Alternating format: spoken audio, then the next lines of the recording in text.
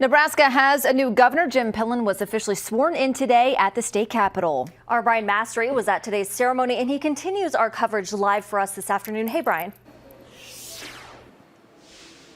Hey there, we are outside the governor's office here at the state capitol, and this first day, of course, was all about swearing in the new governor of Nebraska. Jim Pillen came into the legislative chamber last for the inauguration ceremonies after his family members and all the other elected officials walked through. His trip was the longest as he stopped to shake hands with a number of the 49 state senators. I timed it. He made it in the front just under 2 minutes. The pork producer from Columbus is a Republican, continuing the long line of Republican leadership in Nebraska. Ricketts, Heineman, Johans. Ben Nelson was the last Democrat to lead Nebraska, and that was 24 years ago. The governor reminded lawmakers today he wants to treat tax dollars like they are his own. Growing up, our family would make it to Lincoln maybe once a year.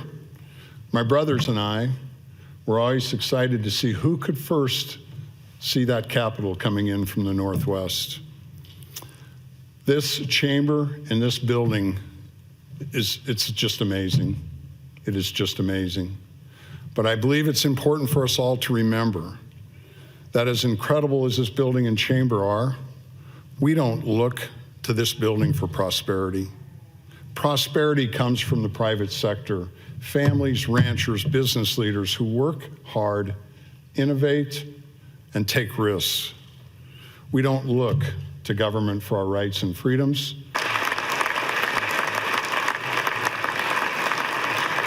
So the state is flush with cash, nearly $2 billion worth. So will Governor Pillen be able to push through his priorities, such as changing the school aid formula, rewriting the tax code, solving the state's brain drain, all of that, of course, ahead in the legislature's 150 days.